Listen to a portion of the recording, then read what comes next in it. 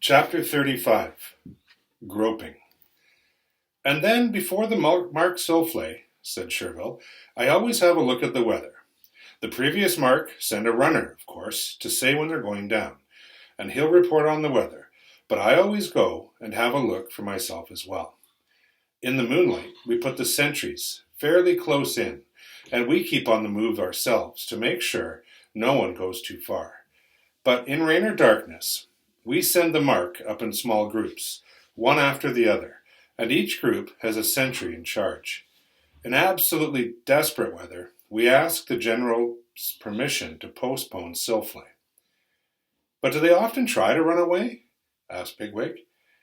During the afternoon, he had been up and down the runs in crowded burrows, with Sherville and Avens, the other mark officer, and he had thought to himself that never in his life had he seen such a cheerless, dispirited lot of rabbits.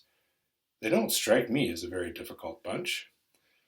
Well, most of them are no trouble, it's true, said Avens, but you never know when trouble's coming. For instance, you would have said there wasn't a more docile group in Ephrata than the right flank, and then one day they get 4 strangers wished upon them by the council, and the next evening Captain Buglos isn't very quick on the uptake for some reason, and suddenly these stranger rabbits play a trick on him. And that's the end of him, to say nothing of poor old Captain Sharlock, killed on the Iron Road. And when something like that happens, it happens like lightning, and it isn't always planned. Sometimes it's more like a frenzy. A rabbit tears away on impulse, and if you don't knock him down quick, the next thing you know, 3 more will be off after him. The only safe way is to watch all the time when they're above ground, and to do your own relaxing whenever you can. After all, that's what we're here for. That and patrols. Now, about burying your fracas, said Sherville, you can't be too strict about that. If the general finds any fracas out in the fields, he's going to stuff your tail down your throat. They always try to dodge burying, though. They just want to be natural, the antisocial little beasts. They just don't realize that everyone's good depends on everyone's cooperation. What I do is to set 3 or 4 of them to dig a new ditch every day as punishment. You can nearly always find someone to punish if you try hard enough. Today's group fills up yesterday's and digs another. There are special runs leading into the bottom of the ditch, and the mark have to use those and no others when they go out to pass fracas. We actually keep a fracas sentry down in the ditch to make sure they come back. Well, how do you check all the rabbits in after souffle? Asked Bigwig. Well, we know them all by sight, replied Sherville, and we watch them go down the hole. There are only 2 entrance holes for the mark, and one of us sits at each hole. Every rabbit knows which hole he has to use, and I should certainly miss any of mine who didn't arrive. The sentries come in last of all. I only call them in when I'm quite sure that the rest of the mark is down. And once they're down, of course, they can't very well get out, not with a sentry at each hole. Digging, I should hear. You're not allowed to dig in Ephrata without permission from the council.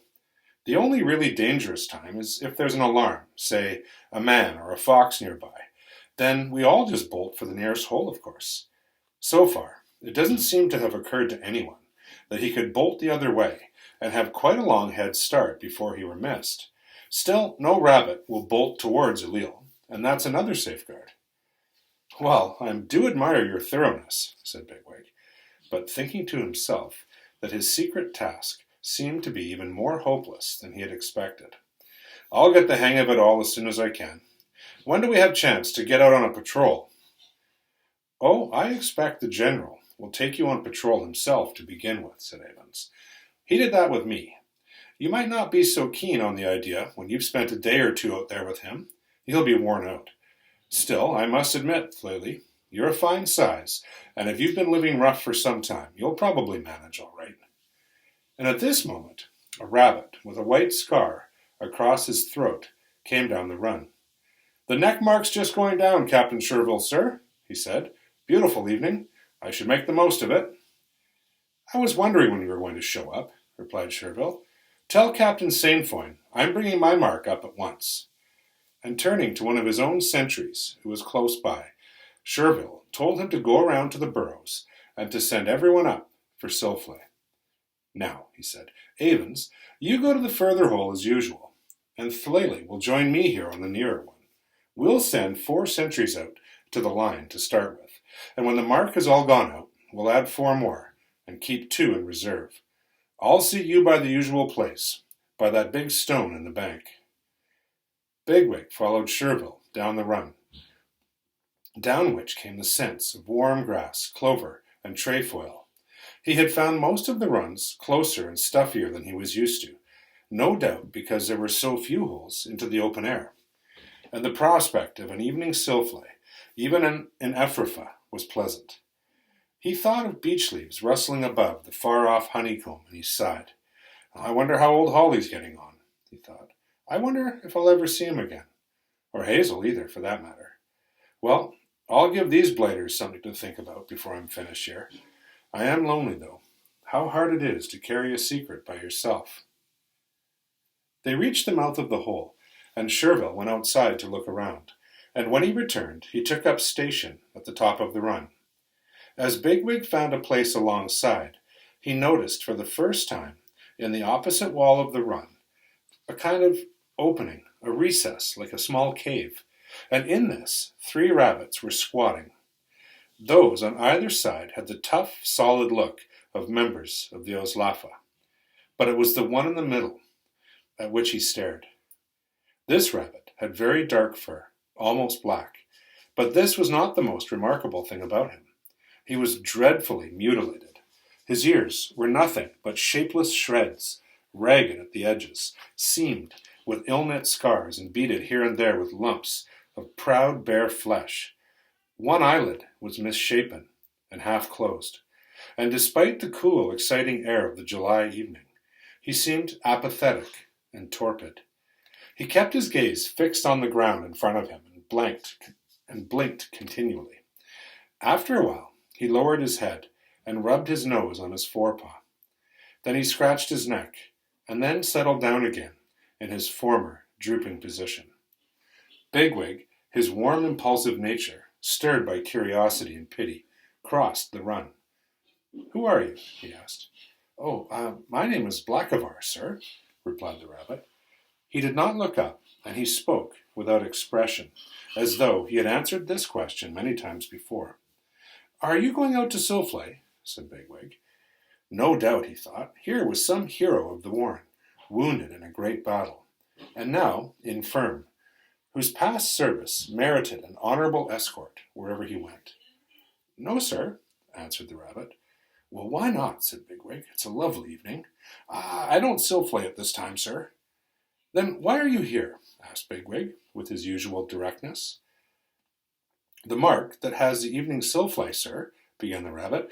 "The mark that has... they're coming. He hesitated and fell silent. And then one of the Oslafa spoke. "Get on with it," he said. "I come here for the mark to see me," said the rabbit in his low, drained voice. "Every mark should see how I've been punished, as I deserve, for my treachery in trying to leave the warren. The council were merciful. The council were merciful. The council... I can't remember it, sir. I just can't." And he burst out, turning to the sentry who had spoken. "I just can't seem to remember anything." And the sentry said nothing. Bigwig, after staring in shocked silence for a few moments, rejoined Sherville. "He's supposed to tell everybody who asks," said Sherville, "but he's getting kind of stupid about it after half a month. He tried to run away. Campion caught him and brought him back, and the council ripped his ears and said he has to be displayed at every morning and evening Silflay as an example to the others. But if you ask me, he won't last much longer. He's going to meet a blacker rabbit than himself one of these nights." Bigwig shuddered, partly at Sherville's tone of callous indifference, and partly at his own memories. The mark were filling up now, and he watched as they went past, each darkening the entrance for a moment before hopping out under the hawthorn bush. It was clear that Sherville prided himself on knowing each rabbit by name. He spoke to most of them, and was at pains to show that he had knowledge of their personal lives. It seemed to Bigwig that the answers he received were not particularly warm or friendly, but he did not know whether to put that down to dislike of Sherville or merely the general lack of spirit that seemed to be common among the rabbits in Ephrata. Bigwig was closely on the watch, as Blackberry had advised him to be, for any signs of disaffection or rebellion, but he could see little grounds for hope in the expressionless faces that went by. And at the end came a little group of 3 or 4 does talking among themselves.